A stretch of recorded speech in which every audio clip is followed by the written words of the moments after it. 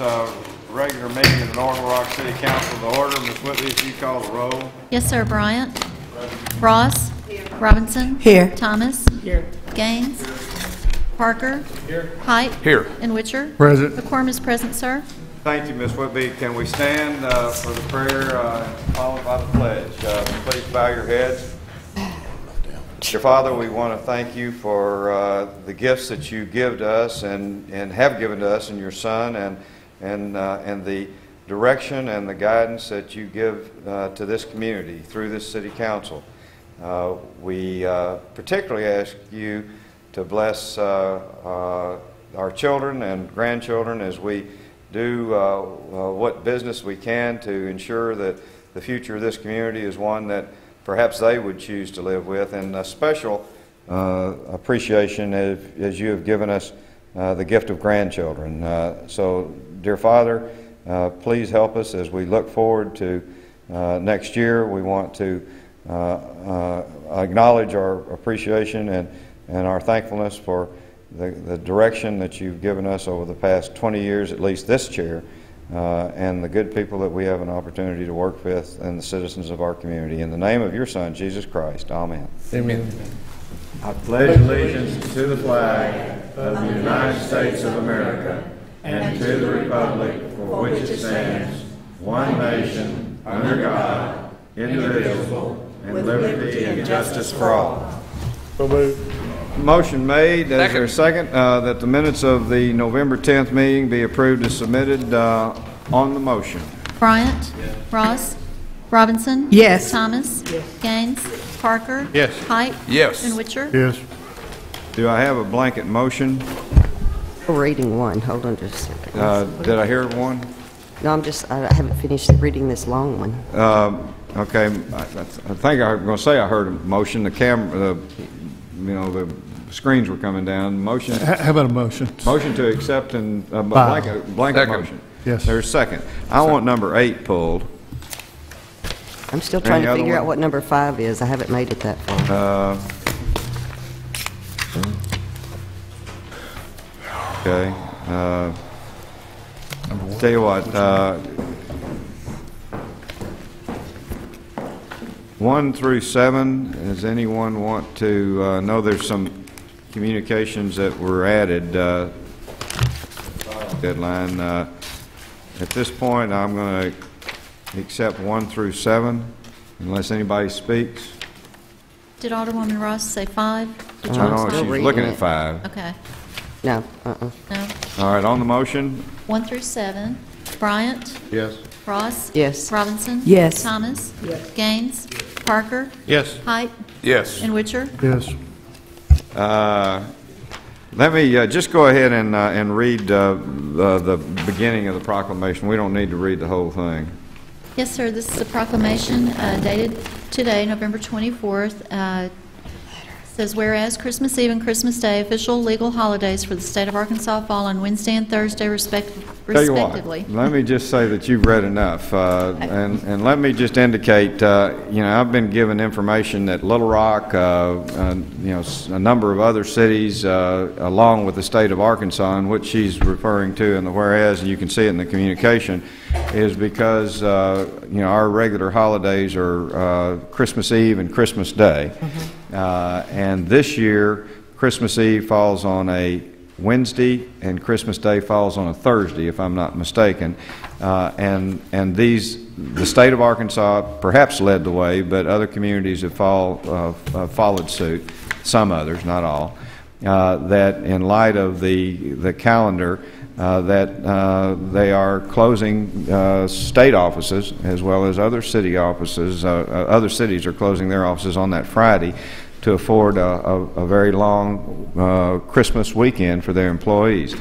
And this proclamation essentially does the same for the city of North Little Rock. Now, obviously, there's some that, because of the holiday schedule, will work. Obviously, again, police, fire, emergency services, sanitation will have to work through, but obviously some that do will gain an extra holiday pay for that.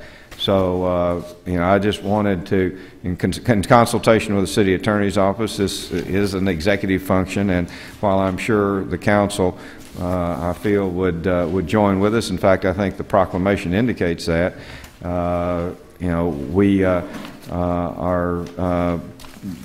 very pleased and feel grateful for the performance of our city employees, all roughly 900 of them, and so I'm essentially doing something similar to what others have done, but feel like our folks very rightly deserve it.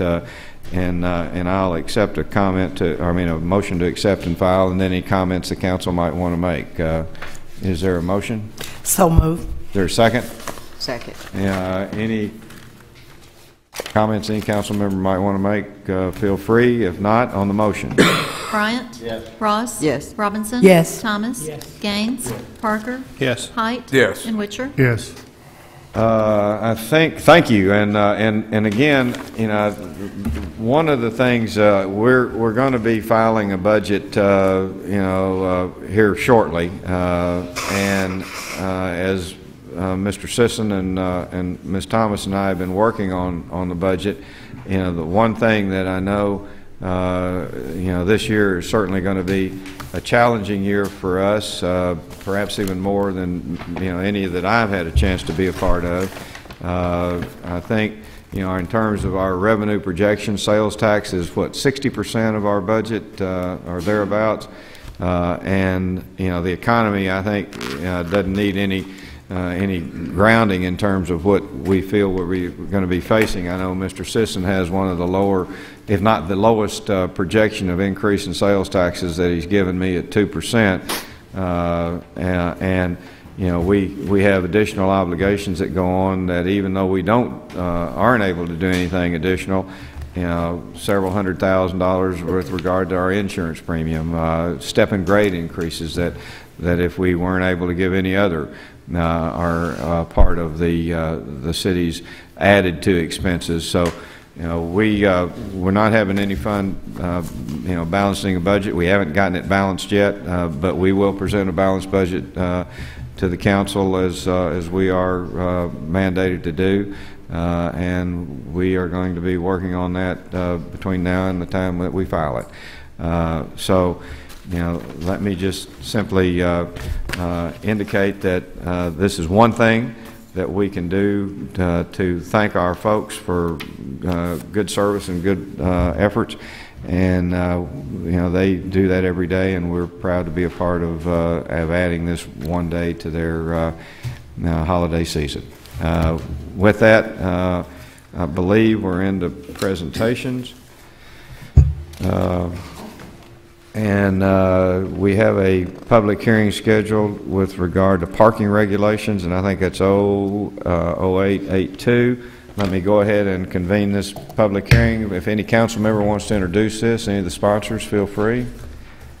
If not, Alderman Height. Since I wasn't here the last meeting, but it's my understanding that it didn't have any participation in the public hearing 2 weeks ago.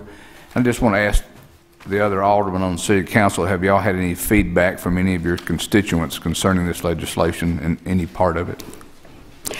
I sent the legislation out to our 13 neighborhood groups, and so far I've received comments from 2.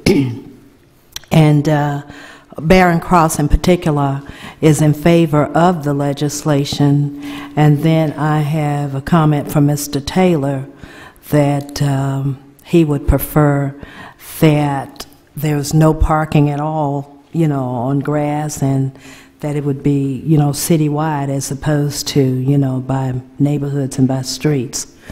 But I haven't heard anything else from any of my other groups. So Mr. Taylor would like to see a citywide regulation. Yes.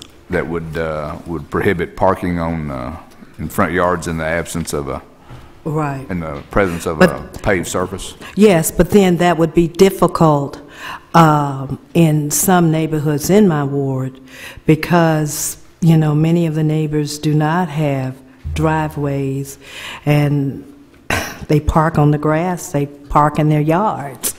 And some of the streets are too narrow, you know, for them to park on the street. So it would affect some of the older neighborhoods in my ward. We could do a case by case. I mean, just thinking out loud, we could do a case by case situation if we were to do something like that, similar to what we do with the dumpster screenings.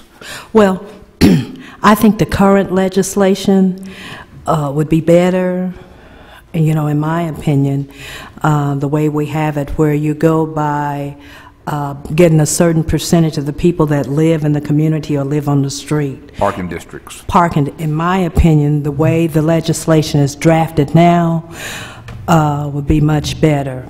Now, that's just my opinion. Anybody else? I would say I've had some calls to opposed to it. Opposed? Opposed to the, and I'm going to be voting against it, but because I don't think it's right to put all those cars out on the streets, like she said, on those narrow streets. So I'll be opposed to it. You'd be opposed to it even if we establish parking districts in some street. There's going to be a lot of neighborhoods and streets that probably would not adopt a parking district. I don't think any of them will, but anyway. So you'd still be opposed to it if you allowed the rest of the city neighborhoods to establish parking districts? Yeah, I'm sure some of these calls I got was from other areas, not just mine, and we got some emails on that. Of course, now, we have neighborhoods like out in Stone Links, Deer Meadows, you know, communities, you know, which are newer communities out east, would probably really be in favor of this, because about 4 months ago they had complaints about neighbors parking on grass, you know, so they would be probably in favor of the legislation. The last city council meeting, when you weren't here, the gentleman that spoke, his concern was he wanted to do it citywide. He did not want to just do it by districts. He wanted to do it citywide. And his complaint was that rental properties, that the landlords wouldn't agree to this. I went to the landlords meeting last Monday night, and several of them already have this in their lease, that you're not allowed to park in the park.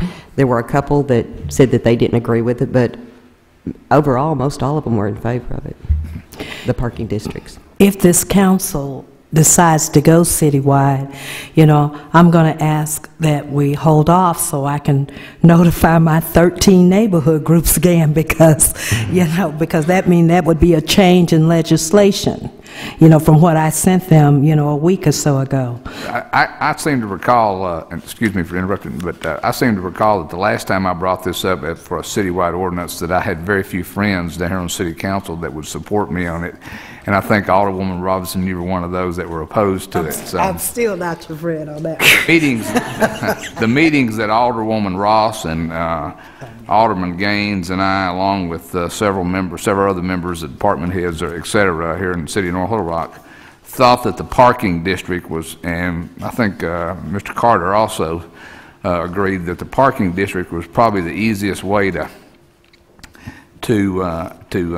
get this in effect across the city, is to allow the neighborhoods to decide what goes on in their neighborhoods. I've had 3 calls in favor of the legislation creating parking districts from people that don't live very far from me. Their neighbors are parking cars in their front yards. I've had 1 phone call from a lady that has been a friend of mine, and her daughter certainly went to high school with us several years ago, and she was opposed to it. But for the most part, I'm hearing favorable comments about the parking districts. We, you know, obviously, again, and I think you're right, there was one gentleman that spoke last council meeting in the public comment section and voiced what Alderwoman Ross talked about. You know, it appears that we're now having a discussion among ourselves on this, which I think is perhaps fine. And as such, now we can deal with it further when we talk about the legislation. But depending on what the sponsors decide to do. Alderman Witcher?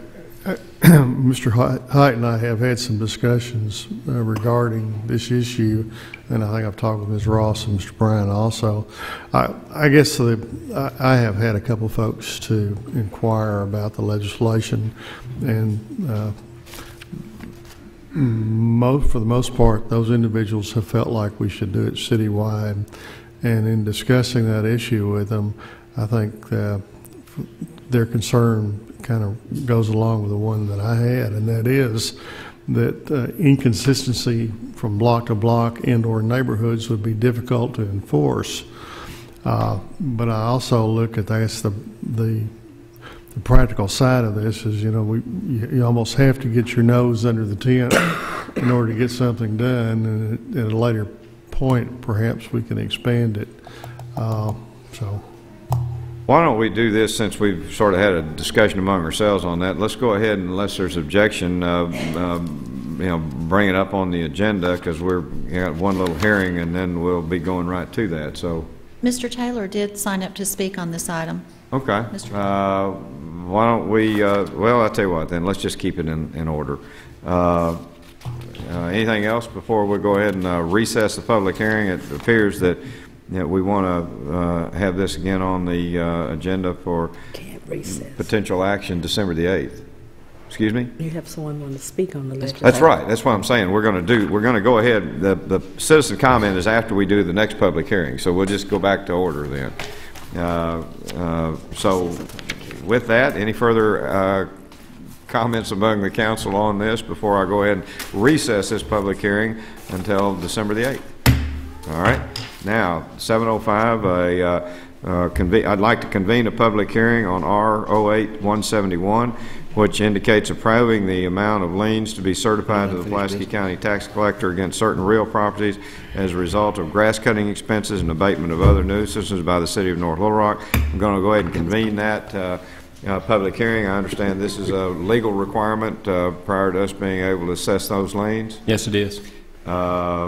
With that introduction, I'm convening the public hearing. Is anyone here that wants to speak on R-08-171 regarding certification of liens to the Pulaski County Collector? Going once, going twice. I'm going to adjourn that public hearing, and now we'll go to Mr. Taylor. If you're the only one, Mr. Taylor, citizen comment on agenda items, I'll call that section of the agenda to order. And Mr. Taylor, if you're the only one that's requested that, parking, that's correct. We're on parking. We've already done parking. Well, I didn't say nothing last time because I didn't sign that sheet, but I just want everybody to know how I feel, and I'm just one vote in Rose City for almost 50 years, and this has come up once before. And I have to watch how I say this because I don't want to take anything away from anybody. But Rose City has been, I feel like, it's been neglected in several different things, and this is one of them. If this passes in the higher class neighborhoods, we're not got enough of people out there to vote this in. And that's why I would like to see it go citywide or abandoned. And for the reason is,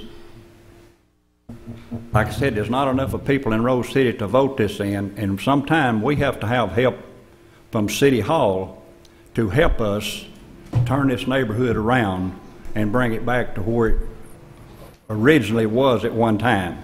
And the only way to do that is to start somewhere. And this parking may be part of it. But that's not the only thing. And I would like to make this clear too. I have traveled up in Park Hill, Lakewood. I don't see cars sitting up there with the bumpers and the front caps and stuff off of them, wheels off of them, motors and transmissions out of them like I do in Rose City. And for the simple reason that is because the people up there will not put up with it. In Rose City, we can't do nothing about it because we don't have no help. We don't have enough of help. Now that's code. And I've been on them and been on them, but I have brought other issues down here to y'all about that before. But on this parking, I'd like to see it either go or abandoned. Thank you.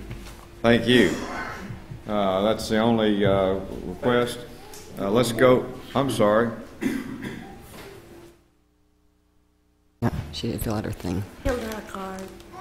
Cindy Somerville. Okay, you filled out the one for the end of the meeting, but we can, Like I go said, ahead. we're all in a learning experience for the rest of the year. So we're going to be real flexible about which I'm right. sorry, I didn't realize I had the wrong card. Well, that's okay. My card, We need to have different color cards or something. well, we before have a they- card and then we have a sheet. So we'll clarify it. We'll work it We're out. going to be very learning for the next until the first of the year, maybe even after that. But yes, ma'am. Go ahead and introduce yourself. my name's Cindy Somerville. And Cindy, if you might want to pull that microphone down just a little bit. There we go. Thank you. First, I'd like to digress from the gentleman that just spoke that referred to Park Hill and Lakewood as simply not putting up with these parking issues. We have no control. I want to thank the city council members who have worked so hard for a solution to what many think is an out-of-control parking issue throughout the city, much less their own neighborhood. Appearances are different to different people, but many would sacrifice convenience for the sake of what they perceive as appearance. When my children were teenagers, we had 4 people driving automobiles, which meant someone, usually 2, usually very early in the morning, were all on different schedules. At least 2 were backing the car out of the driveway to let the others out. So, vehicles parked in yards and in the grass isn't just about looks or appearances, but it's about property values, if not your own, your neighbors. And who knows if you might move one day and put your house for sale. And your neighbor has their cars and vehicles in yards, their RVs or whatever, and you lost that sale or lost much money for it. Not all residents agree with this, but to me, the main issue for this ordinance is that it requires 2/3 majority of the vote of any area, street, block, neighborhood seeking a parking district. And that's the American way. The majority speaks. So if those who do not agree with it and do not want it, then they need to spread the word to their neighbors, as far as the way I feel about it. And this is as it should be, that the people, and I don't think the city as a whole understands that. I didn't the last meeting. That it's not a citywide, and the TV stations didn't even present it that way till the end. You know, it was a shocker of the city was to control parking, and that's not the case. So I want to again thank those who have worked so hard for this. Citywide is ideal, but personally, I don't think it will happen, and I don't think it's enforceable, and I don't think all the people want it in all areas. But this ordinance, to me, opens the door for each neighborhood to take care of their own, if they so wish, the majority wishing that. So thank you. Thank you. All right. Anything else? Right card or wrong card, Ms. Whitby? And let's see if we can work on figuring out I have a card, but I assume Mr. Baggett's speaking at the end of the meeting. Okay. at the end. Okay. You know, we might need to have a card that says end of the meeting and before the meeting or something like I'll that. try that. Can I make a suggestion about our comment section? Is that we've set this up for people to talk before we deal with legislation. Right. If there's a public hearing being held any particular night and someone wants to talk about that issue, I would like to hear them before we have the public hearing. In this case, both of these people have talked after we've discussed the public hearing about this parking legislation. And could we hear them in the future before we have the public hearing? I'm confused. Why don't we talk about that? Why don't we During- talk about that later, and maybe I can understand. I'm sorry. I'm not. The answer is we can visit. Well, I mean, we got a learning process here. I think have we ever really truly officially acted on the public, on the comment? Did y'all do that at the last council meeting? I think we did. Did we ever vote on it? I think we did, yeah. I think the confusion here is those individuals should have been up during the public hearing. If there's a public hearing, then not supposed to be on the agenda to speak during the public comment, the first public, that they are to speak during the public comment. Because I know I would have liked to have spoken to their comments, but since we've already dealt with it. Let's see if we can work on this issue. I mean, I see what you're talking about now, and I understand what you're saying. We got an opportunity now during a public hearing when it's on the same issue as well as speaking on the legislation, so we sometimes, blend the two. So let's see if we'll try to figure out how to better handle that. So if someone is here to speak and they filled out a card concerning the public hearing, let's get them up during the public hearing. I understand what you're saying now, and it makes some sense. So we'll try to figure out what to do. Can I make one comment? I'm sorry. That's the way it's worded in the resolution. Okay. Is that if there is a public comment, then they're not allowed to speak during during the comment section. All right. Got that right? To the extent we're erring, it's an error in the form of letting folks talk. So, we'll figure out how to, we're all learning, as I said, between now and the first of the year. With that, let's go to, I think we're ready now to go to unfinished business. Yes, sir. Ordinance 0870, Alderman Bryant. I'd like to call it. This is an ordinance amending Section 12.24B of Ordinance Number 7697, the zoning ordinance regarding dumpster enclosure, third and final reading. I'd like to vote. Move for adoption. Move for adoption. Is there a second? I've got an amendment, if we can get it. All right, let's get to a second. Second. All right, now your amendment. I'd like to amend Section 1 to read as follows. Any dumpsters located on property zoned I-1, I-2, or I-3 prior to December 31, 2008 are exempt from the screening requirements in Section 12.24.b. Basically, what this does is just grandfathers in the existing dumpsters in industrial areas. Any industrial area that has a dumpster requirement after the 1st of January will have to have the screening. I'll second that. Okay, there's a motion, second discussion.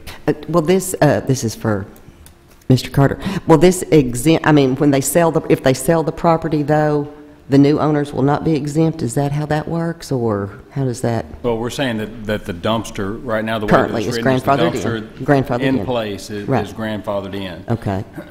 So would that run with the property? I'd say yes, it would run with the property as long as the dumpster is not being moved, as long as it's in the same place and it's not making the problem worse. Right? Okay. The concept with any type of grandfathering procedure is that you can't ever make the problem worse, and if it gets better, then it will stay better, but you just can't ever make the problem worse.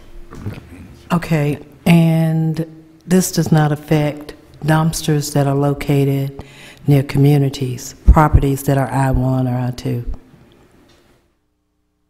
Right now, the way that the amendment is written is it's just all dumpsters located in I-1, I-2, or I-3 properties. There's no visibility from residential rule that attaches to it.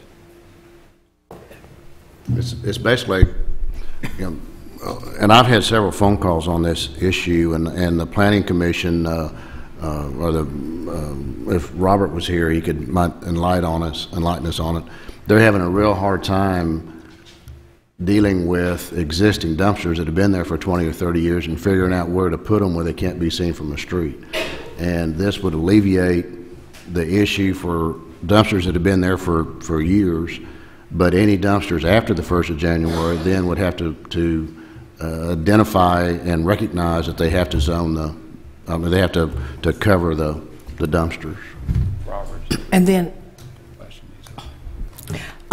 another question that I have, not necessary, and I just need some clarification, okay? The question that I have is, what about dumpsters that are located in apartment complexes that can be seen from communities? Have we already stated that those will need to be enclosed? Those aren't industrial areas. Yes. Now that goes back to this. We're not grandfathering them. Right. This shouldn't affect them. There are different rules. I'm having to rewind my brain back to the original ordinance that we adopted about dumpsters, and I know that there are rules for screening for existing dumpsters that are in residential or commercial areas, but the rules aren't as stringent for existing dumpsters. I may have to get some help from Robert on this. He's in the room. What we're interpreting is if a dumpster can be seen from outside the apartment complex, from a residence or from a street, it has to be screened. Okay. Now, on the industrial, his ordinance does not address residential near industrial areas, so it just exempts. If your property is zoned industrial, you would be exempted under this ordinance. Okay. You'd be grandfathered if you're already in place. They wouldn't be required to be screened under this. Okay, but come January 1st, a new business or whatever that's I-1, they would have to screen theirs. The Planning Commission is requiring screening of new development if it can be seen from the streets. Yeah, for some time. I mean, you've been doing that for a long time. Right. Okay. Okay, I have one more. We're on the amendment. Wait, I have one think. more. We're on the amendment. Okay, this is tricky. Right. This is a real tricky one, just a Okay, question. go ahead.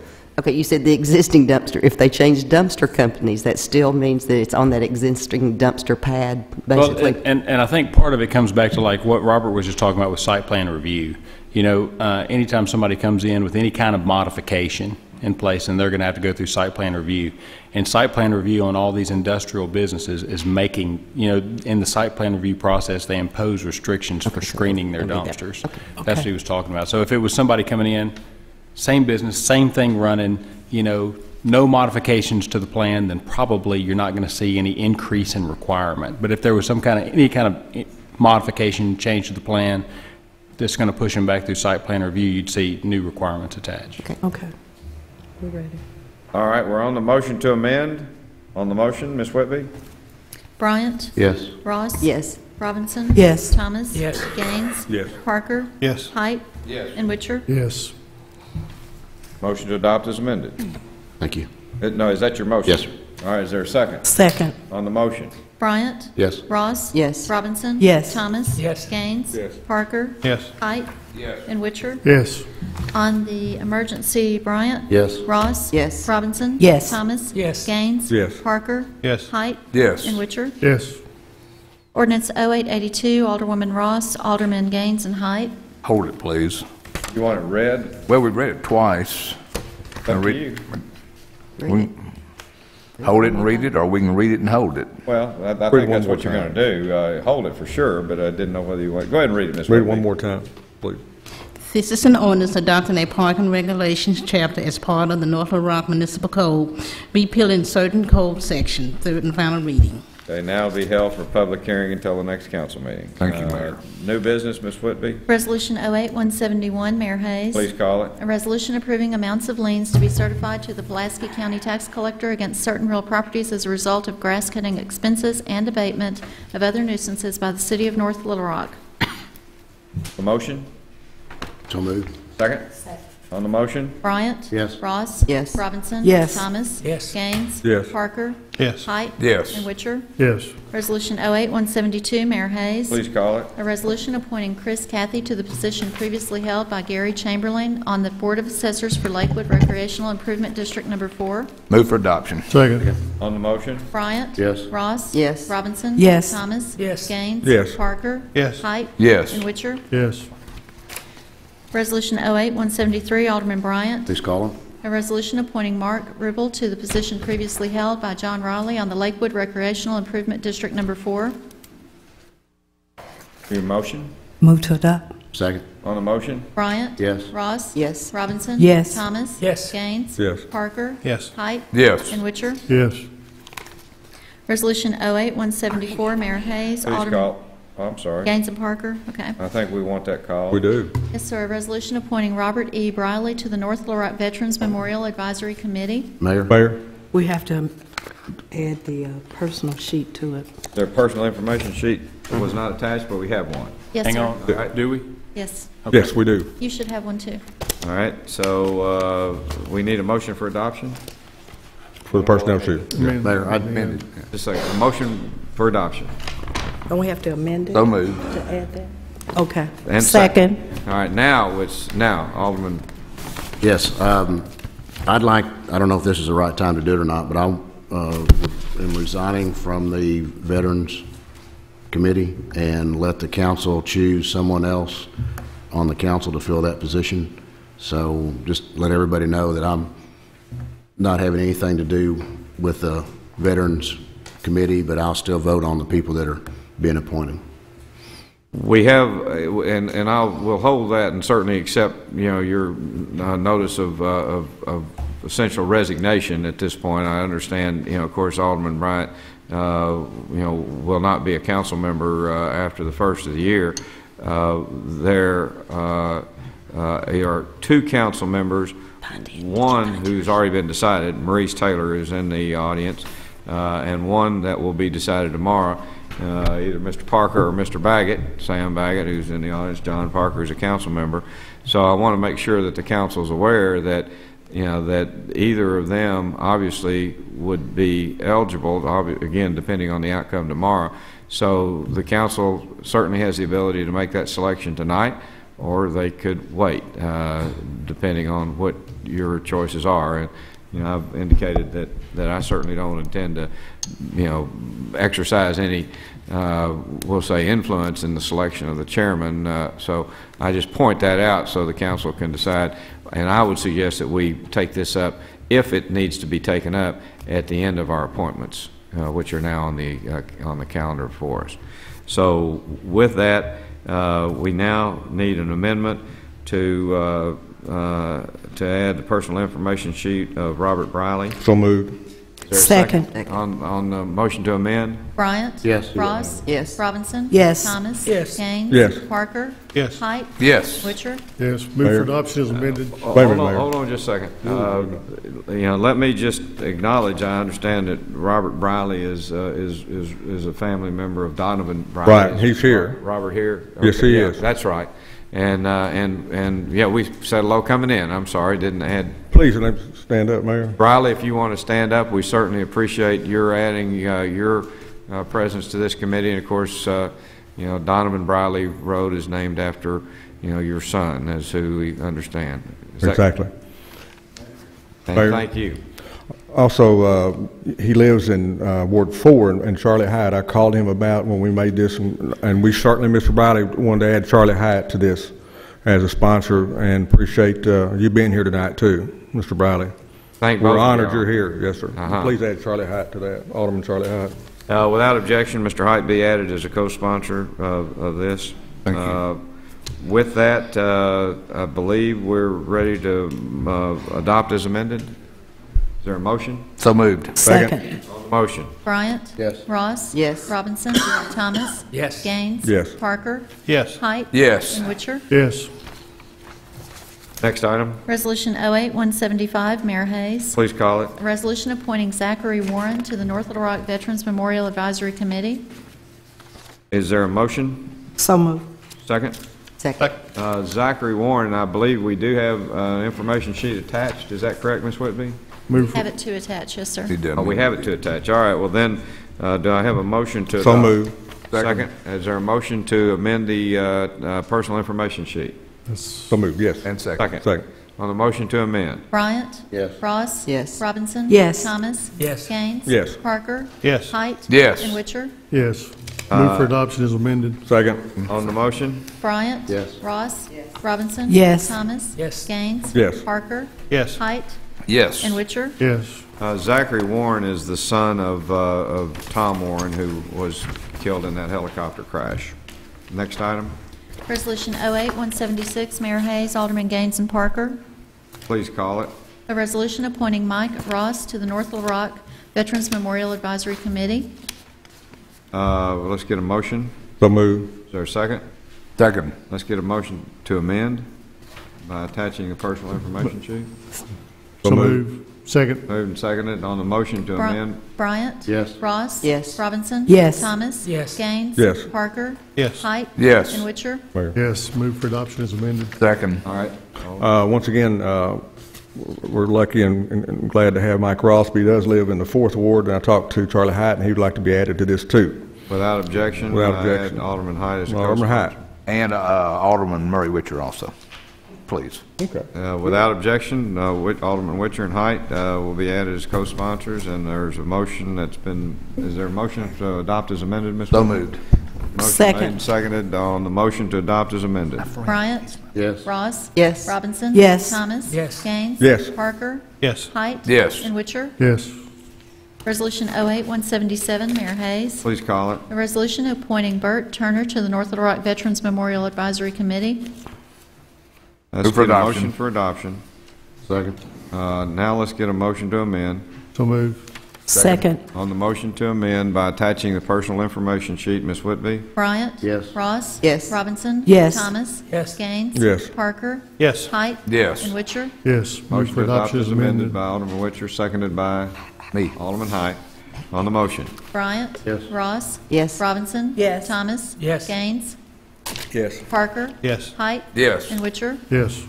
Do you have a question? Yes, Bert Turner spells his name B-E-R-T, just for future And now we're going to reference. consider that a typo, B-E-R-T? It's B-E-R-T, Okay, not we'll B-U-R-T. consider that as a typo, and Ms. Whitby, if you would reflect the correct spelling. Yes, sir. Thank you. Next item, Resolution 08-178, Mayor Hayes. please call it. A resolution appointing Greg Zonner to the North Little Rock Veterans Memorial Advisory Committee. Move for adoption. I'd like to be a sponsor of that. All right, Alderman Thomas will be considered a co-sponsor without Second. objection. Is there a second? Second. Now, I have a motion to amend by adding the personal information sheet. So move. Second. Alderman Witcher, and seconded by Alderman Robinson. On the motion to amend, Bryant? Yes. Ross? Yes. Robinson? Yes. Thomas? Yes. Gaines? Yes. Parker? Yes. Height? Yes. And Witcher? Yes. Move for adoption as amended. Second. on the motion, Bryant? Yes. Ross? Robinson? Yes. Thomas? Yes. Gaines? Yes. Parker? Yes. Height? And Witcher? Yes. we appreciate, I see Greg's honor in the audience, so Greg, we thank you for your willingness to serve on this commission. Next item, Resolution 08-179, Mayor Hayes. please call it. A resolution appointing Tina Worrell to the North Little Rock Veterans Memorial Advisory Committee.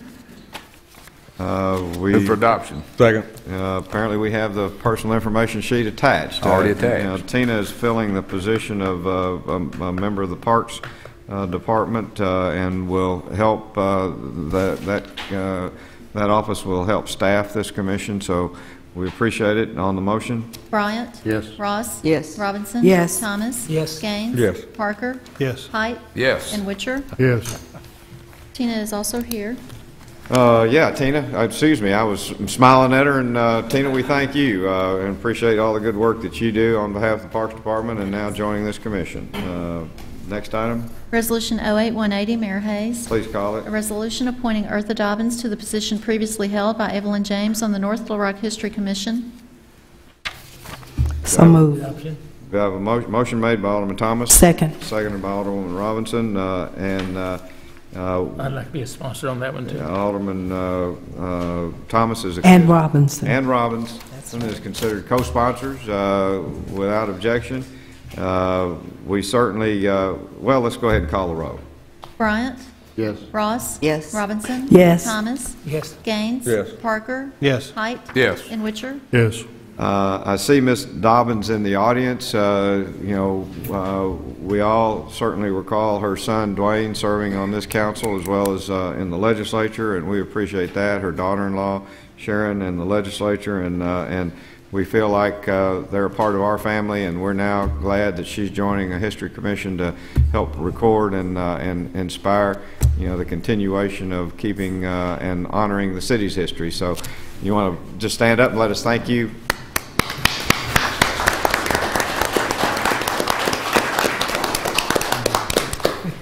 And those that are here, we want to underline our appreciation to Mr. Briley. Next item, Resolution 08-181. please call it. A resolution appointing Brad Hughes to the position previously held by Charles Kimbrell on the North Little Rock Airport Commission. Move for adoption. Is there a second Second. on the motion? Bryant? Yes. Ross? Yes. Robinson? Yes. Thomas? Yes. Gaines? Yes. Parker? Yes. Height? Yes. And Witcher? Yes. Mayor Brad's here. Brad Hughes, Brad's been active in the community for a long time. I think I'm told has an airplane out there, and I didn't recognize you for a second or two with your beard. Hunting season. So let's thank Brad for joining that commission, and we look forward to continuation of good work. Thanks, Brad. Next item. A resolution reappointing Skipper Polk to the North Little Rock Airport Commission. Do I have a motion?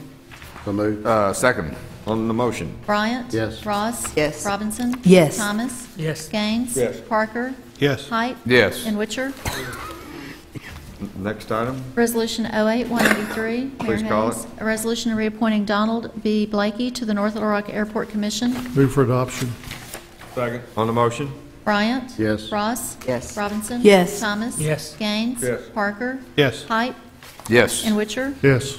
Resolution 08-184. Mayor Hayes. Please call it. A resolution reappointing Jim Julian to the North Little Rock Airport Commission. Move for adoption. Second. On the motion. Bryant? Yes. Ross? Yes. Robinson? Yes. Thomas? Yes. Gaines? Yes. Parker? Yes. Height? Yes. And Witcher? Yes. Resolution 08-185. Mayor Hayes. Please call it. A resolution reappointing Mark Halter to the North Little Rock Airport Commission. Move for adoption. Second. On the motion. Bryant? Yes. Ross? Yes. Robinson? Yes. Thomas? Yes. Gaines? Yes. Parker? Yes. Height? Yes. And Witcher? Yes. Resolution 08-186. Mayor Hayes. Please call A it. resolution reappointing Norman Clifton to the North Little Rock Planning Commission. Move for adoption. Second. On the motion. Bryant? Yes. Ross? Yes. Robinson? Yes. Thomas? Yes. Gaines? Yes. Parker? Yes. Height? Yes. And Witcher? Yes. Resolution 08-187. Mayor Hayes. Please call it. A resolution reappointing Alderman Charlie Height to the North Little Rock Advertising and Promotion Commission. Move for adoption. Second. On the motion. Bryant? Yes. Ross? Yes. Robinson? Yes. Thomas? Yes. Gaines? Yes. Parker? Yes. Height? Yes. And Witcher? Yes. Thank you. I'm honored to Resolu- serve. Resolution 08-188. Mayor Hayes. Please call it. A resolution appointing Alderman Linda Robinson to an unexpired term of Alderman Neil Bryant on the North Little Rock Advertising and Promotion Commission. Move for adoption. Second. Second. On the motion. Need to amend in the personal information sheet. All right. Instead of being on the motion, then I'll hear a motion to amend. Motion to So amend. moved. All right. Motion to amend the by inclusion of the personal information sheet on the motion. Bryant? Yes. Ross? Yes. Robinson? Yes. Thomas? Yes. Gaines? Yes. Parker? Yes. Height? Yes. And Witcher? Yes. Move for adoption as amended. Second. On the motion. Bryant? Yes. Ross? Yes. Robinson? Yes. Thomas? Yes. Gaines? Yes. Parker? Yes. Height? Yes. And Witcher? Yes. Resolution 08-189. Mayor Hayes. Please call A it. resolution encouraging the Army Corps of Engineers to resolve the legal issues impeding development within the city of North Little Rock. Mayor? Adoption. Motion by Alderman Thomas, second by Alderman Height. You got a question or The comment? question, Alderman Witcher and I would like to be added as co-sponsors to this legislation without exception. Anyone else? I would like. Alderman Thomas. All right. Alderman Witcher and Alderman Height. Alderman Thomas. Robinson. Robinson. And let me, without objection, we'll add those as co-sponsor. We have obviously experienced as a city a prolonged period of frustration with regard to the city's desire and obviously the developer's intent to bring the shops at North Hills to the joinder of Interstate 30 as it comes into Interstate 40. Judge Wilson recently issued a ruling that obviously disappoints us as a community. This council's on record on several occasions as supporting that development, and in fact, obviously, again, have set aside funding to try to help further that development. And what this resolution does is ask the Corps of Engineers, who is a party, the direct party to this, to prosecute any appeal as vigorously and as expeditiously as possible. We would appreciate, again, this council, as it has in the past, continuing to go on record in supporting our efforts to rehabilitate this part of our city that's long been neglected. In fact, I think many of us believe that the interstate system itself helped create the wetlands that are now frustrating our ability to move forward. With that, on the motion. Bryant? Yes. Ross? Yes. Robinson? Yes. Thomas? Yes. Gaines? Yes. Parker? Yes. Height? Yes. And Witcher? Yes. Resolution 08-190. Mayor Hayes. Let me just indicate that, we're going to send this obviously to the Corps and communicate this as well as to any other interested party, and we are hopeful that, that our developers who have told me that they remain interested and committed to moving forward and developing that real estate continue with that both feeling and effort, and and we'll continue to work with them because I honestly believe that at some point, you know, that real estate will finally become productive for some private development as well as for the public interest. Next item. Resolution 08-190, Mayor Hayes. Please call it. A resolution authorizing the transfer of Dickey Stevens Baseball Stadium and related real property to the Public Building Authority of the City of North Little Rock, approving and authorizing the execution of a lease agreement between the city and the Public Building Authority. Move for adoption. Second. This simply is financing. The city attorney can comment on this, but you know, this is an opportunity for us to extend the financing and allow for a more reasonable and orderly repayment plan, and would appreciate the council's concurrence. I will say that, you know, that some.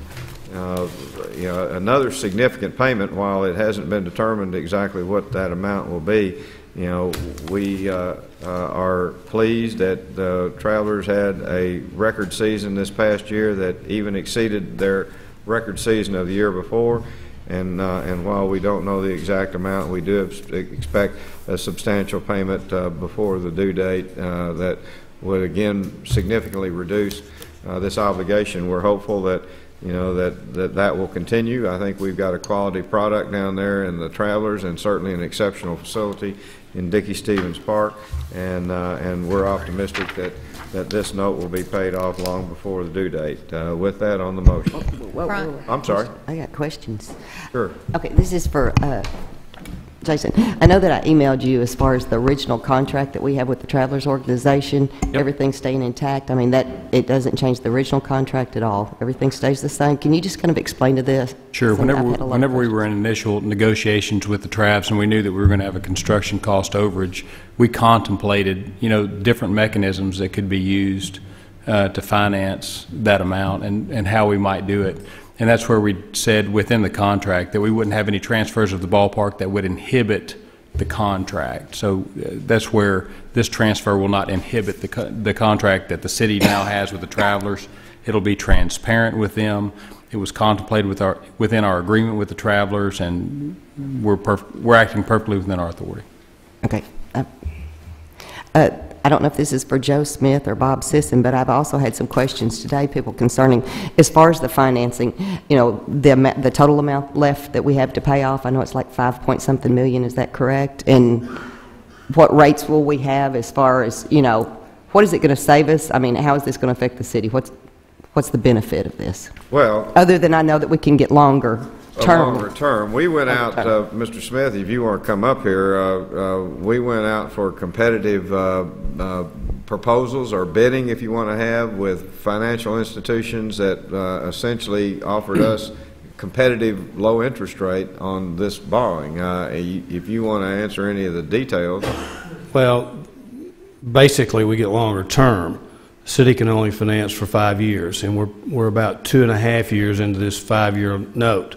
So all we would have is 2.5 years left. You can't go borrow 5 more years to pay off an existing 5-year note. Mm-hmm. So I think you want to know what the interest rate is, or any of the other questions. I mean, do y'all? We had one bidder, and the interest rate was 4.125, something like that, and that was tax-free loan. Jason and I will be negotiating with the bank on whether it's actually going to be a tax-free or not, but that'll be the Public Building Authority's responsibility to do that. So, about refinancing, sir? Is there any option to refinance during the term?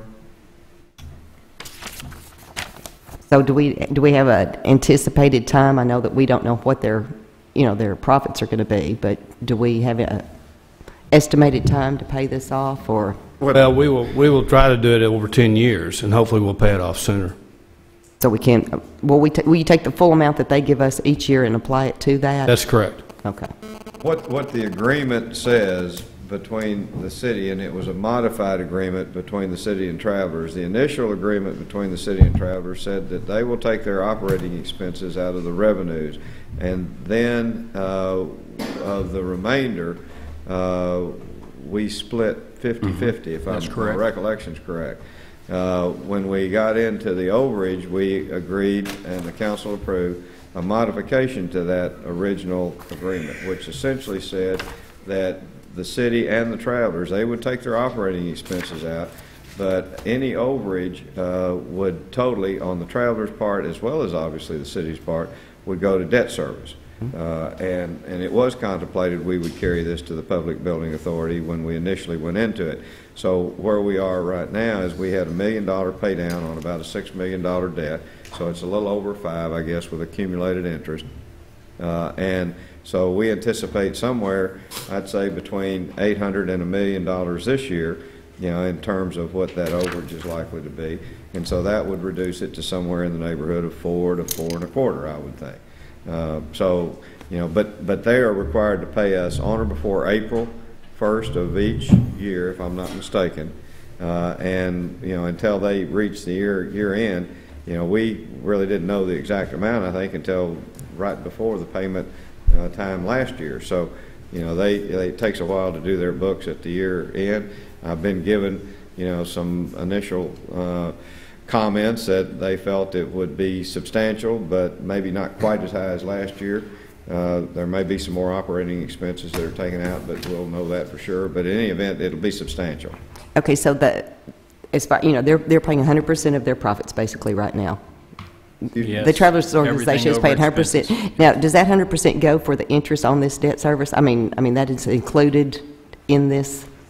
Yes. Okay, so they're paying 100%. Everything all the we money receive? that comes in from that ballpark goes towards the debt. Okay, and that's the Every interest. nickel. Okay. Alderman Thomas? I guess, did you say it didn't expect as much this year, even though they had a better year? Well, I think there may be some operational costs that may come out of it that are obviously the second year that may be a little bit higher. So, you know, we won't really know the exact amount until they do their books, but, you know, I think their increase, I know we had a couple extra games because we were in the playoffs, but I don't know, unfortunately, those games were after school started. And if you came to any of those games, you noticed that the crowd fell way off after school started. I know I was surprised at how, you know, in playoffs, how small a number of folks that were there.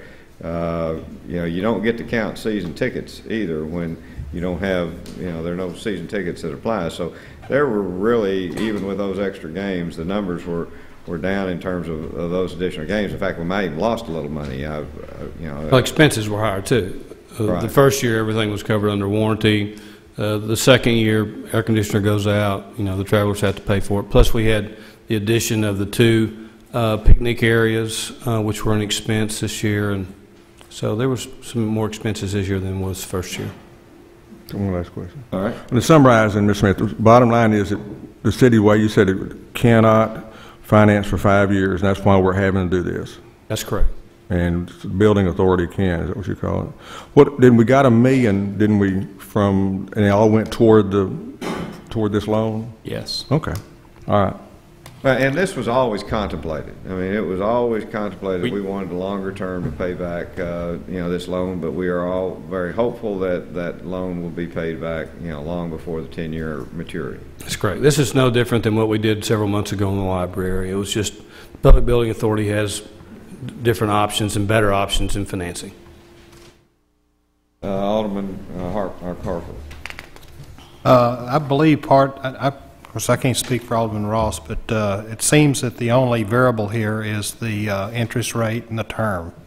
So the principal is irrelevant. Are we going to continue the current loan as it was originally established? No. Are we going to renegotiate that loan as soon as this transfer of authority takes place? No. As soon as the transfer takes place, then the Public Building Authority will borrow the money and pay off the existing loan. Okay, so we don't know at this point whether we're going to have a better interest rate or not. Well, right now, we think we do. It just depends on what we can negotiate. Is there any sense of urgency? I mean, is it required that they renegotiate this immediately? The loan is due at the end of this year. The 5-year loan is due at the end of the year? No, the loan that we've taken out in terms of the essentially the construction loan, if you want to put it that way, that the city has taken out and that we paid down to a little over $5 million. Okay, all right. I was misunderstood then. We don't have a 5-year loan currently. We have the ability to borrow 4 or 5 years under Arkansas Constitution, but this loan was taken out for a shorter period of time because it always contemplated us going to the Public Building Authority for the permanent financing, if you want to put it that way. Okay. And so that's kind of what we're doing now, is we're taking that step, to go to the Public Building Authority for our longer-term financing. So if you want to look at it, construction loan was by the city and the permanent loan is by the Public Building Authority. That's correct. Mayor, quick Alderman question. Butcher? What is the current interest rate, Mr. Smith? 1.2 something. I don't remember. It's somewhere in the mid 4s, 4.5. Cough job. Less than that. Higher than More than that, that. we think. It's high. Yeah, it was. We're thinking maybe it was more than that, over 5. That's what I was thinking too. That's what I somewhat remember. Now I can't remember. If you're going to guess, Joe, tell us your guess. Better be, the smart answer would be I don't have a clue. Thank you, Mr. Smith. Yeah, I didn't anticipate that being a question, gentlemen, or and ladies. I would have prepared myself better. Any other questions? Yes. Alderman Ross. You still will report back to us each year and tell us what the city's receiving and the status of the loan? Will you do that? Oh, yeah. Oh, absolutely. Yeah, you will have to, the money will come in from the travelers to the city, and then you will turn around, the city will turn around and pay the Public Building Authority. Okay. So you'll be involved. So it will be... We're it will very be interested, and rest assured, the whole community is very Right. interested in keeping up with what that payment's going to be and what our balance is. The sooner we pay that off, the quicker that the public will earn some revenue We off do that, too. that we can do other things. And let me just refresh everyone's memory again, too. The travelers, with their half, committed never to give a dividend. This is a corporation, never to give a dividend in our agreement.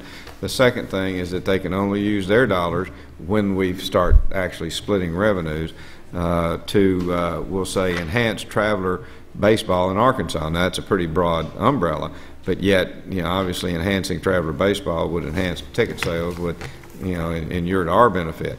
With our half of the funds, we are not restricted in any way other than what this council directs. On the motion. Bryant? Yes. Ross? Yes. Robinson? Yes. Thomas? Yes. Gaines? Parker? Yes. Height? Yes. And Witcher? Yes. Resolution 08-191, Mayor Hayes. I'm going to hold that. Okay. Resolution 08-192, Mayor Hayes. Please call it. A resolution accepting the low bid of Red Stone for downtown sewer improvements in the city of North Little Rock. Do I have a motion? I move for the adoption, but I need one question too. Tell us what it's about. Okay, is there a second? Second.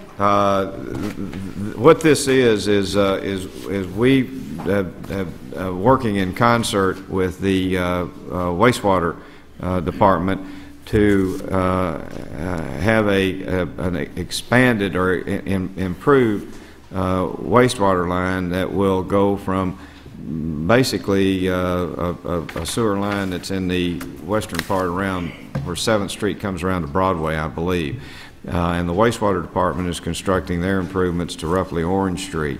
This will go with $400,000 that's in the Public Building Authority. The $215,000 and some change is money that we are asking be appropriated from the Special Projects Fund, which is really accumulated interest. If you'll remember that fund, we set aside the results that we had in escrow from a lawsuit a long time ago, $2 million that the council allocated toward the Dark Hollow project, and $500,000 toward the Barron Cross project, and this is accumulated interest over and above that. There's been some drawdown in the Dark Hollow project. There has been no drawdown on the $2 million that has been allocated to the Dark Hollow project. So essentially, this will go to make up $615,000 that will bring that wastewater line on to roughly the area surrounding or in close proximity to the trolley barn. The city owns the roughly the northern half of that 4 or 5 square block area, and this will then allow that area to be ultimately served by this extended line once that area is developed. So this is actually coming to our property along with improvements to some existing lines that are off of the roughly Broadway extension of the wastewater line. Any other questions on, I had a motion on the motion. Bryant? Yes. Ross? Yes. Robinson? Yes. Thomas? Yes. Gaines? Yes. Parker? Yes. Height? Yes. And Witcher? Yes. Yeah, this again, just to add a postscript to that, is what I hope we're able to continue to consider, and that is utilizing, and that 400,000 is literally some of the proceeds that we receive from the sale of this property that we're bringing wastewater to. So just to point out that, that I'm hopeful that funds that we are able to receive as a result of enhanced value of purchase of city land, that we're able to direct toward continue to improve the area that land was located. So Let me ask you one other question. Is there ever a chance that there'd be a sewer down 165 or 365 out there, Buzz? 165. Well, the answer is, Gary, you want to come up and I see Mr. Mills sitting out here then. Down You want to, did you hear the question? Well, I didn't understand the question. Where are you talking about? It's from Broadway and Washington Avenue where it intersects down 165. We don't have plans to sewer that now. I know it needs it, along with a number of areas in the city. If you'll recall, some number of years ago, we looked at a number of places in the city that are served by septic tanks, that being one of them. And at that time, and it's been probably 15 years ago, it would have taken more than $12 million to sewer that. And of course, the utility didn't have it, and people there were not interested in forming SIDs or whatever to serve it. So right now, there are no plans from the utility to serve that area. But the answer is, there's always a possibility. No, that's true. With that answer, next item. Ordinance 0885, Alderwoman Ross. Please call it. This is an ordinance allowing certain qualified employees of the City of North Little Rock to receive extended paid FMLA sick leave for care of a spouse or child with a serious health condition. First reading. Move to suspend the rules and place it on the second reading. Second. On the motion? Bryant? Yes. Ross? Yes. Robinson? Yes. Thomas? Yes. Gaines? Parker? Yes. Height? Yes. And Witcher? Yes. An ordinance allowing certain qualified employees of the City of North Little Rock to receive extended paid FMLA sick leave for care of a spouse or child with a serious health condition. Second reading. Move to suspend the rules, placed on third reading. Second. On the motion? Bryant? Yes. Ross? Yes. Robinson? Yes. Thomas? Yes. Gaines? Parker? Yes. Height? Yes. And Witcher? Yes. An ordinance allowing certain qualified employees of the City of North Little Rock to receive extended paid FMLA sick leave for care of a spouse or child with a serious health condition. Third and final I reading. have a question. Alderwoman Ross, then Alderman Height. I just want to make a comment. This is something that we passed earlier in the year, and there was an expiration date of December the 31st, and this is just removing the expiration date. I've talked to Bob Sisson. We've only had one person use this. We have not had anybody abuse it, and so we're just removing the date. I just asked Mr. Carter, is this in compliance with the federal FMLA Act? This is above. The 300 sick days accumulation. Is that in compliance? Better than... I can only tell you that I don't know that it's not in compliance. I mean, FMLA is a pretty extensive document, and we're always allowed to give more rights than the FMLA than is granted by federal law. You just can't give less rights. So I'd say... This only applies, though, to employees that have accumulated 300 sick days or more. Is that correct? Is that the way I read that? Yes. But I think that paid. I think the difference here is the word here is extended. So employees will automatically get FMLA, because that's a federal mandate, but this is just extended. This Yes. is something extra they'll get. Yes. Above and beyond. All right, let's go ahead and get a motion to adopt on final. Motion to adopt final reading. Second. On the motion? Bryant? Yes. Ross? Yes. Robinson? Yes. Thomas? Yes. Gaines? Yes. Height? I'm voting yes, but I still like to have the answer to my question down the road. Yes. On the emergency clause, Bryant? Yes. Ross? Yes. Robinson? Yes. Thomas? Yes. Gaines? Parker? Yes. Height? Yes. And Witcher? Yes. Ordinance 0886, Mayor Hayes. Please call it. This is an ordinance amending ordinance number 7541 to increase the monthly rate of waste management for residential recycling curbside pickup services. First reading. Move to suspend the rules and place it on its second reading. Second. On the motion? Bryant? Yes. Ross? Yes. Robinson? Yes. Thomas? Yes. Gaines? Parker? Yes. Height? Yes. And Witcher? Yes. An ordinance amending ordinance number 7541 to increase the monthly rate of waste management for residential recycling curbside pickup services. Second reading. Alderwoman Robinson, before we... We're going up on the fee. Let me, if you remember, I made this, there was a communication in the last council meeting. This, you know, at least in the city attorney's office can comment on this. You know, 2 years ago, I believe it was 2 years ago, thereabouts, the council authorized us to enter into a contract with Waste Management that would essentially expire in 2 years, a little less than 2 years. And the contract that we signed provided for certain escalation. This is provided for in the contract, and there will not be another increase until, at least until this contract expires. Somewhere, either in finance or legal or somewhere, there was a calculation made that indicated $2.08, I believe, if I'm not mistaken, which was an error in terms of the math that was provided for under contract. So this simply is correcting, you know, what was a calculation error several years ago, and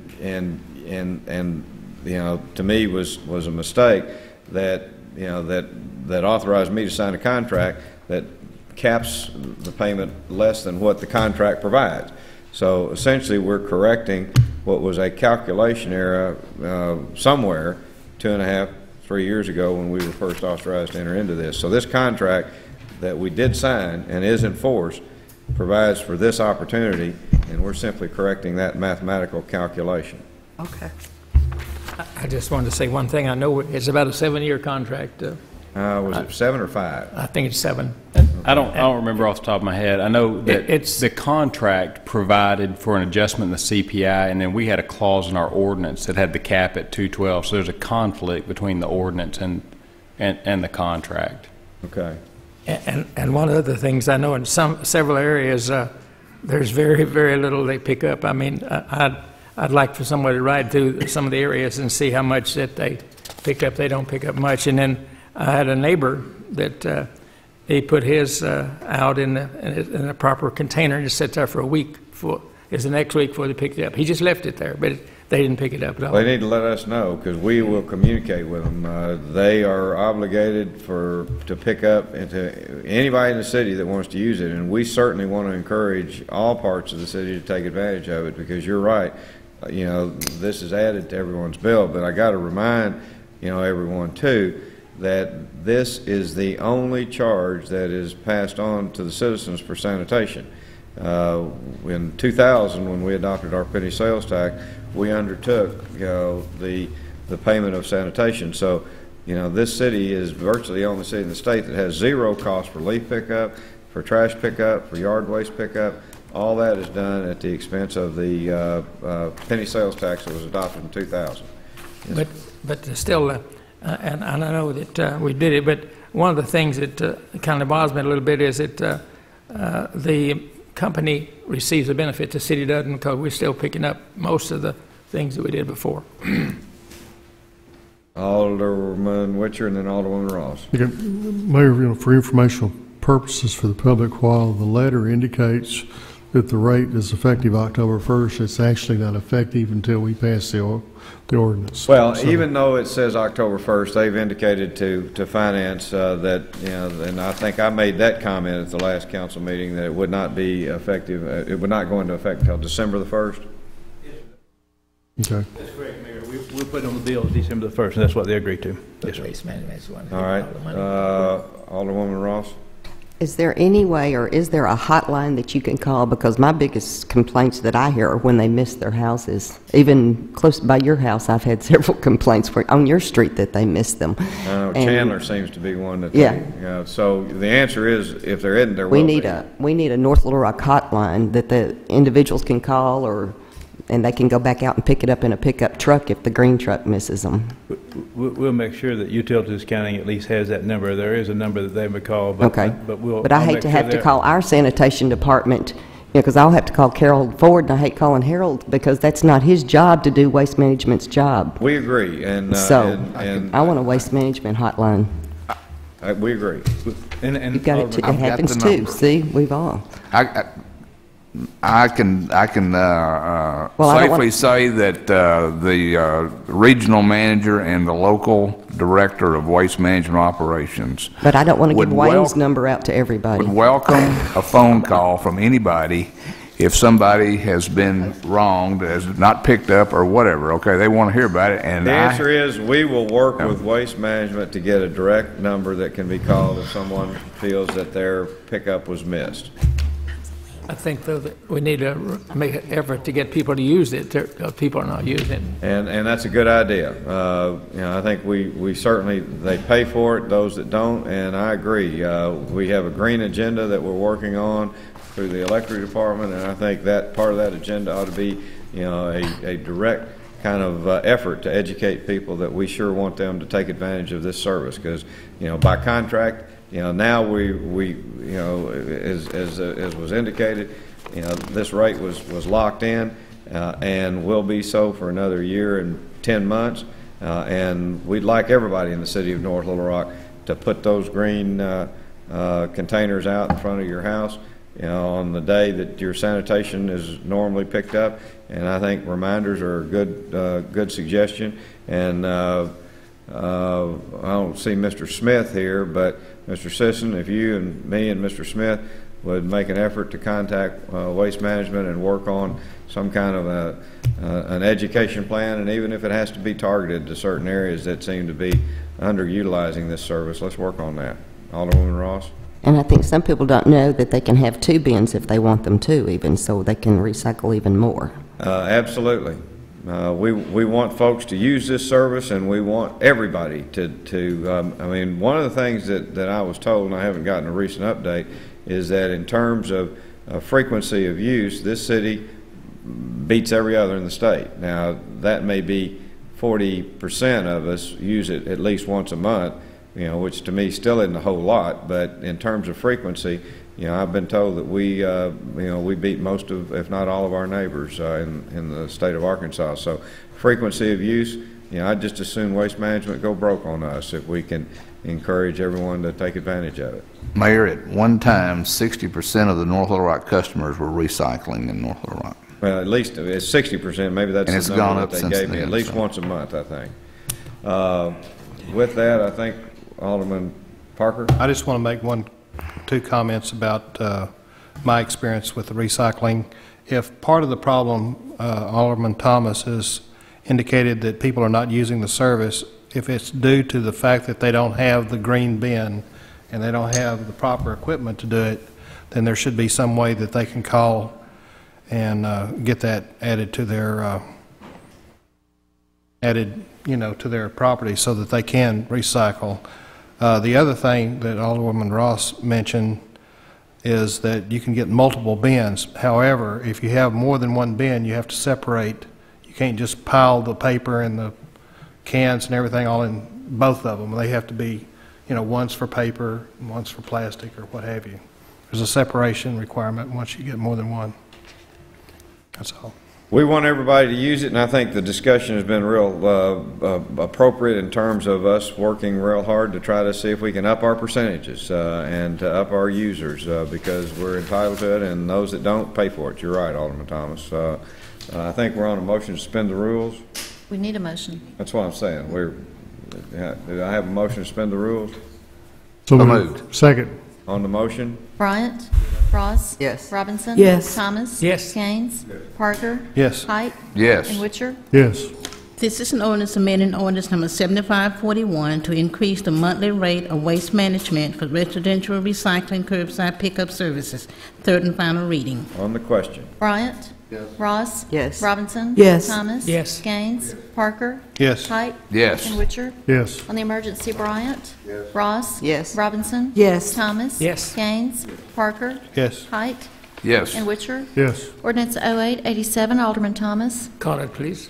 This is an ordinance allowing special use to allow mining to create a private lake in an I-2 zone for certain real property located at 9802 Highway 165 in the city of North Rock, Arkansas. First reading. And I'd like to move the rules be suspended and placed on second reading. Second. On the motion? Bryant? Ross? Yes. Robinson? Yes. Thomas? Yes. Gaines? Parker? Yes. Height? Yes. And Witcher? Yes. An ordinance allowing special use to allow mining to create a private lake in an I-2 zone for certain real property located at 9802 Highway 165 in the city of North Rock, Arkansas. Second reading. I'd like to again move the rules be suspended and placed on the third reading. Second. On the motion? Bryant? Yes. Ross? Yes. Robinson? Yes. Thomas? Yes. Gaines? Yes. Parker? Yes. Height? Yes. And Witcher? Yes.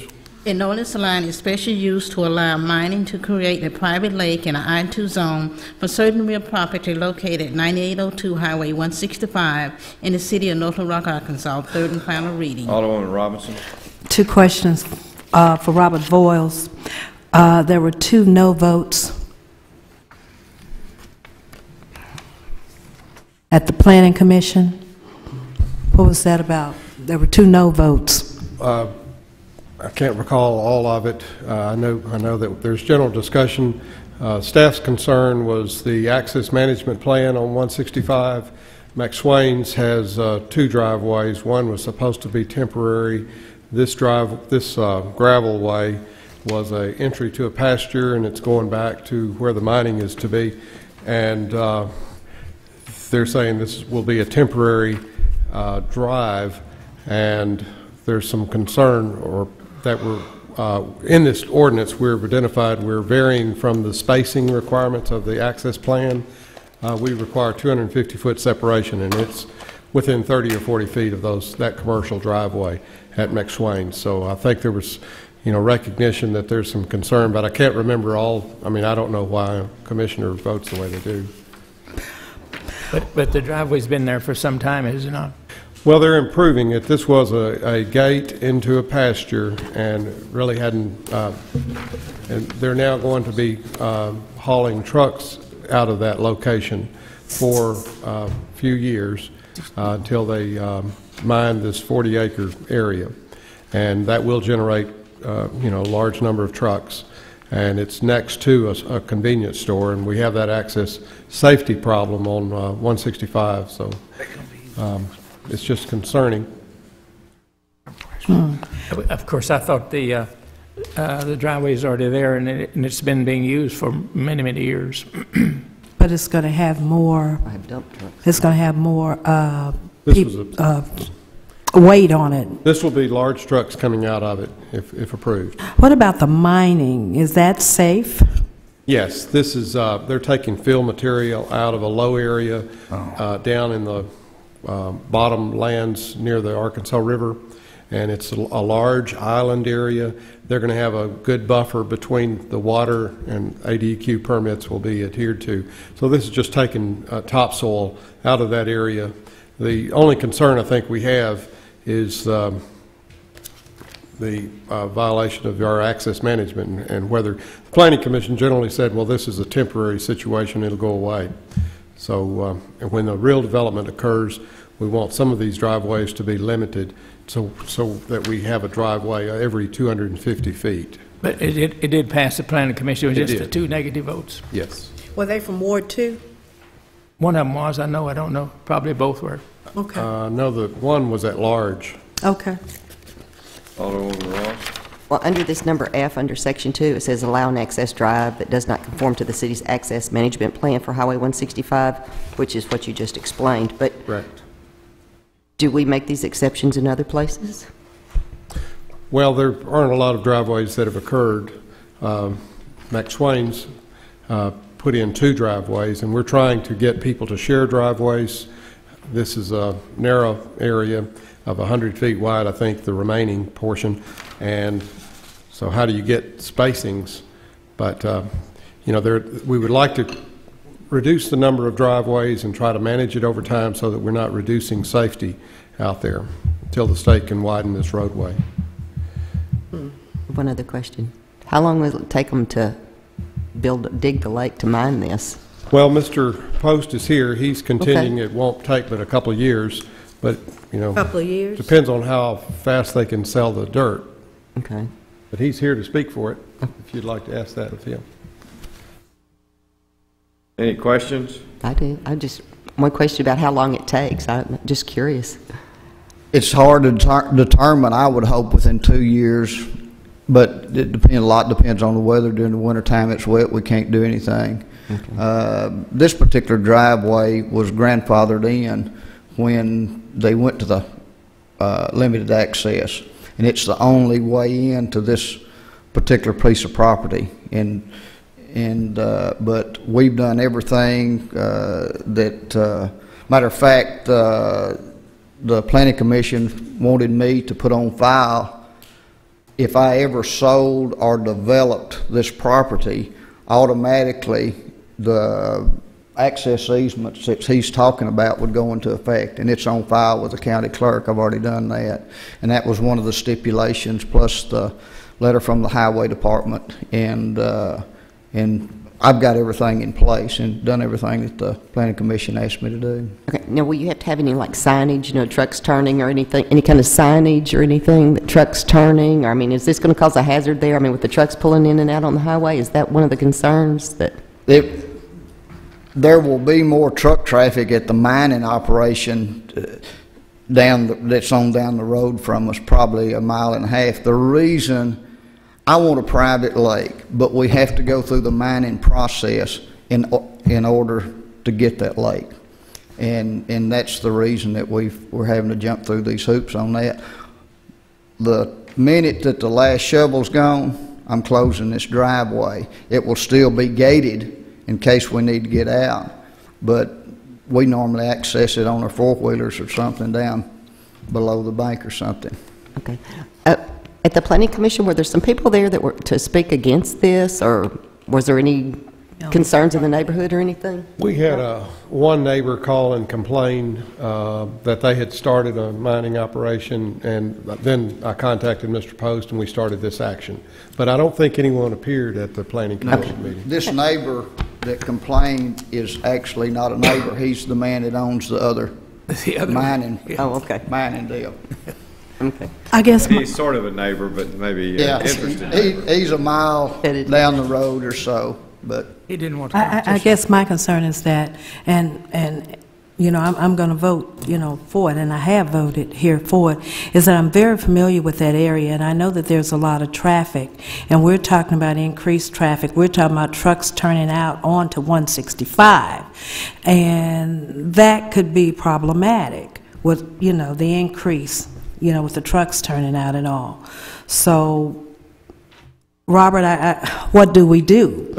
Safety. Let me make this suggestion. I'll ask Tim Marvin, you know, to work with the ownership out there and try to determine what kind of signage and/or striping that might be prudent for us to try to warn traffic that there's going to be in and out egress on a fairly regular basis. So that may help some. I don't know how much, but I'll certainly ask Mr. Marvin. Mr. Boyles, if you get with Mr. Marvin, assuming that this is adopted, and ask him to take a look at that and see what we might want to do on a temporary basis, even though that temporary is going to be a couple of years.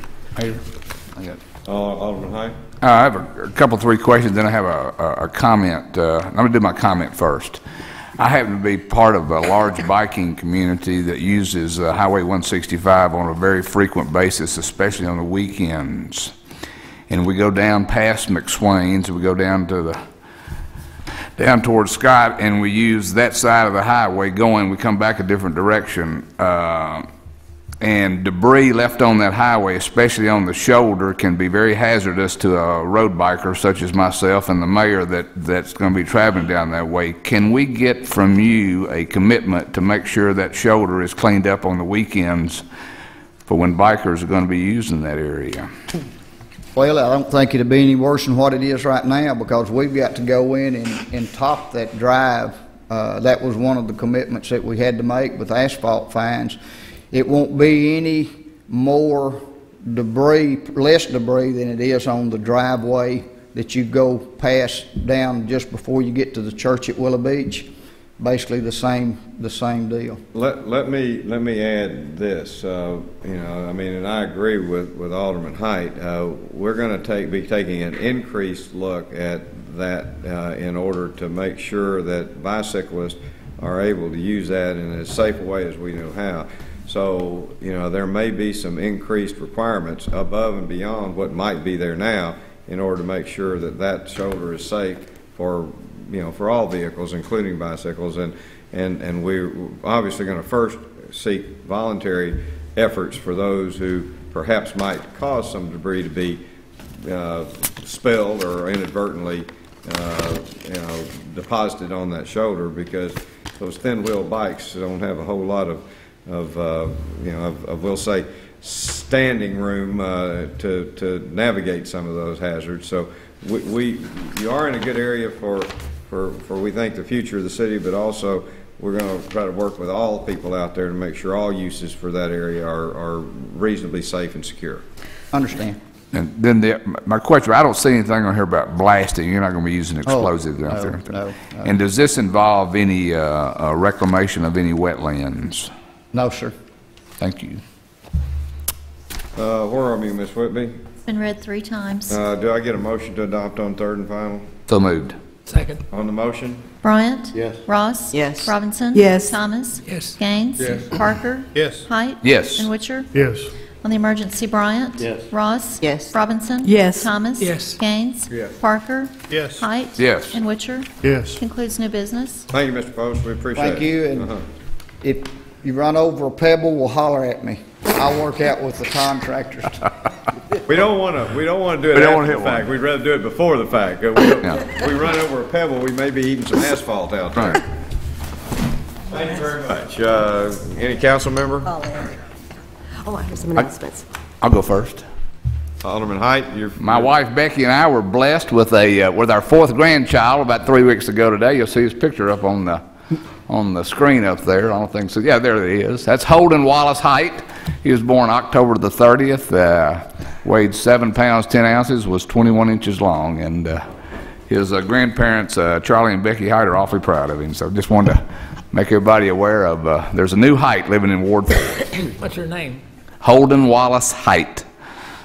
Well, one of the things Alderman Height did, I've got pictures too, so I'm going to be here at next council meeting. He upstaged me. He told me he was going to bring the balloon tonight, and that sounded okay because I had a chance to do it too, but he didn't tell me he was going to have a picture. So next council meeting, y'all can expect Mr. Harper Christopher Staggs will be appearing here in front of the council. And grandchildren are always legal in I got just 19, about any so way. we'll have to We'll wait on you. Right. We'll wait on you if you want to bring your photo. I think we need to have grandparents night at the city council ever so often. Any other council member, Ms. Ross? I do. On December the 7th and the 14th, this is the 3rd year for the Shop with a Cop. Officer Tommy Norman asked that they still need people to help gift wrapped on December the 7th. Donations can be made at any Twin City Bank branch. Just stop by if you'd like to make a donation and tell them you'd like to make a deposit to the Shop with a Cop account. And like I said, this year they're working with 50 children that they're taking shopping. They're doing 25 on December the 7th and 25 on December the 14th, and that's when they need people to help wrap gifts. Officer Norman's cell phone is 366-4330, or you can email him at tommy.norman@nlrpolice.org, and they really need your help because they still need some funds and gift wrappers. Harold, could you come to the microphone a minute, please? What I want to ask him, Mayor, the leaf truck, Harold, west of Camp, west of Pike, from 23rd Street to Maumelle is the 3rd Ward, and several people are really interested in the leaf truck. They thought it should be there by now and wondered where would be in the 3rd Ward. Well, currently we're just now leaving the Indian Hills area, working our way southward towards McCain, between JFK and Camp Robinson Road. We ought to be down there within a couple of days. Once that area is completed from McCain to the interstate between Camp Robinson and JFK, we'll cross over into that area where you're talking about. So you're next on the list? Yeah, we'll probably be first next year. Very long. We'll probably be first next year, then won't we? On the list, right? Let me ask you something else real quick. People, and I never have any complaints about you guys. I don't know about anybody, never have any. But people are saying they can't get through on the Leaf hotline. Is there a way to put that on the internet, or are they just a few people complaining inadvertently, or what they want to know, in all honesty, where they rake their leaves out and they want to know, they think somehow it's going to be in a couple of days and ends up being a couple of weeks, and that's frustrating, you know that. That hotline number is open 24 hours a day, 371-8355, option 3.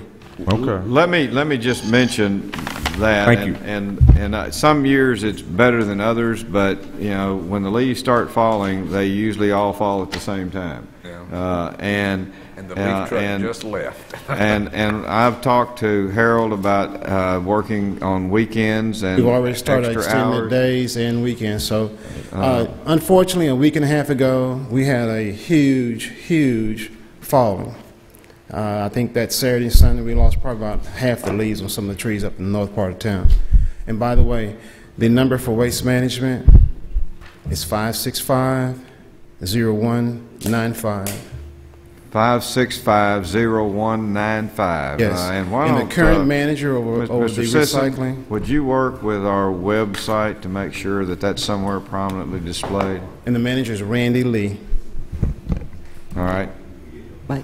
Alderwoman Ross? Is that a local number? Yes. Okay. It's their service line. Okay. What was that number again, if you will? 565-0195. Is that also a number they can use if they want to request exactly a bin? Additional bins, or if you want to file a complaint on service. All right. And again, you know, all I can say is be patient. We're going to get there. You know, it's just when the leaves come down at a fairly concentrated period of time, which is what it appears that they did this year, it's just going to take us a while. The thing that we ask you is to try to rake them to a place where they're not going to get in our stormwater drainage system. And we'll be there. We're not going to stop until we get them all picked up, but it's going to take us a while. Alderwoman Ross and then Alderman Parker. Well, I've told Mr. Ford this, but just in case Santa's listening, one of the things that I would love to see the city do when we have a whole lot of money is put a GPS system on the leaf truck so we could track it online, so you could look and see where the leaf truck is, because I miss it every single time. And this way I would know where you are and if you were headed my way. Also the garbage truck, because I missed that Friday too, so. Let me just mention, one of the things that Mr. Sisson and I have been talking about, and it was brought up at staff meeting this morning, is exactly what you said with regard to the various city vehicles, and obviously there's some that we could put on, but you know there's some that, you know, in terms of city vehicles that we can't make necessarily available to the entire public. Right. Police vehicles, others. But the leaf truck and we might very well be able to do that, but we're going to look into that, and that's one of the recommendations that we're going to bring to the council in the budget, is to try to do that on perhaps even broader from a management standpoint and service delivery, as well as things that we can do that might be better inform the public. In addition, you know, to Central Arkansas Transit, you know, to the trolley. Tell I you mean, where they're going. information. I'm just saying, GPSs are great to tell you where the truck is, but it won't tell you when it's coming back on your street. See if it's headed your way. Excuse me, I try to do my best not to interrupt council members. I understand that. I bag my leaves, Harold. The same courtesy. Any other council member? I've got a comment on the leaf issue. I just had one other thing too. Before they finish, I'd like to have a report on this meeting at the League of Cities meeting. I know there's if 3 or 4 attended, maybe give us something that we didn't. It'd be fine if they want to do it, Alderman, later. At this point, feel free to visit afterwards. At this point, I'm going to. No, just for the public. I note the request. I just want to make a comment about the leaf thing before we get completely off of it. Is it not still policy that if a person would like to have their leaves picked up, if they're bagged, that's done once a week? That's every week on the yard waste. So if you're in a hurry for your leaves, you can bag them. That's a good point. I mean, we pick up bags every week, yard waste, so feel free if you are, but I know that's the leaf pickup is a service that, again, I'm not sure if any other city in the state does it, curbside pickup, and we're just going to have to ask your patience, but if you aren't, feel free to bag them and we'll pick them up every week. Thank you. Any other council member? All right, let me go ahead and open it for public comment, and I think you have some cards. I have one card, Mr. Sam Baggett. Okay.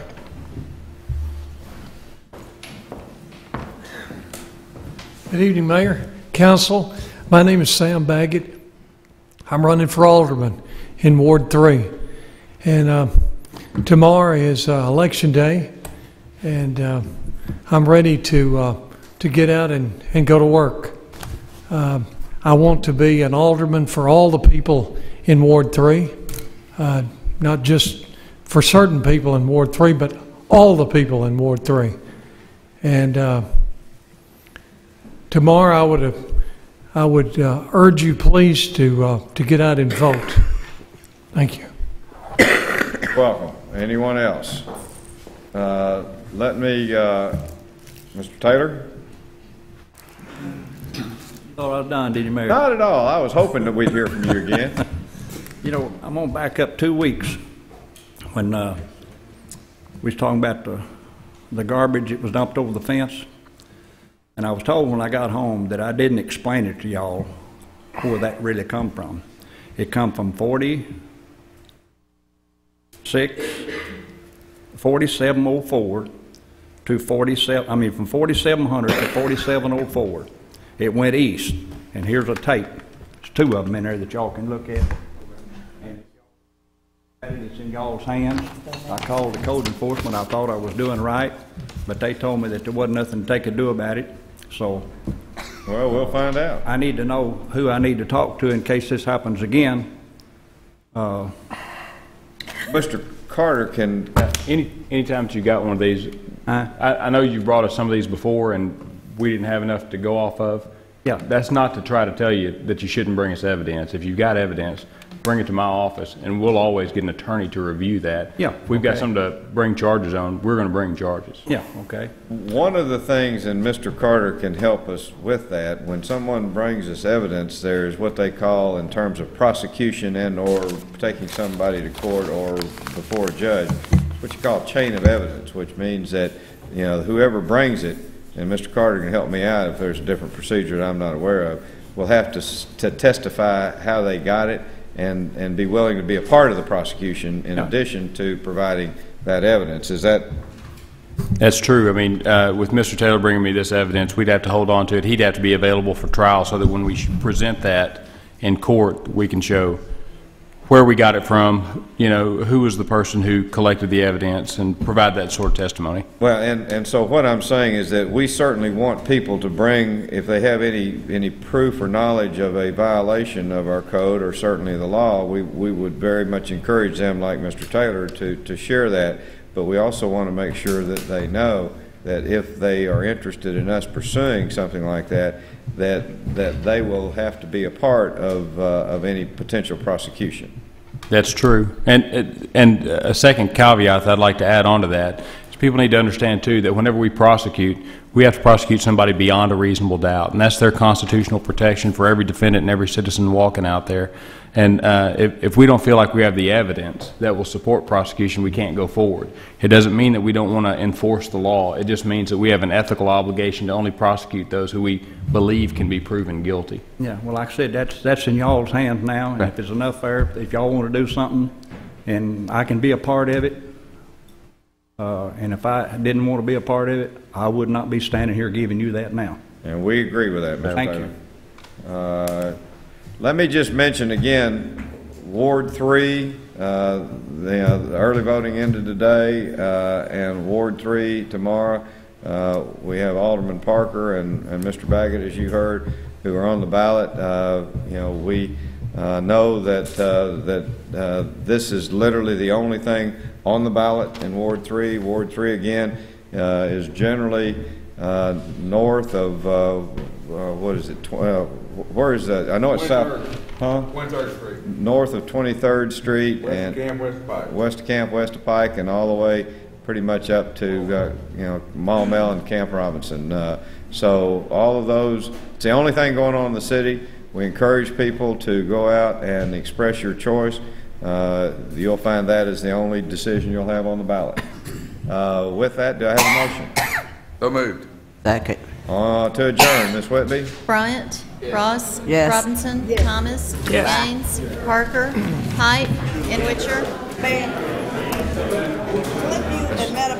Holden said yes. No. Call me and I heard she was speaking at a... Tuesday, December 2nd, at the Goodview Rec Center. I have no idea.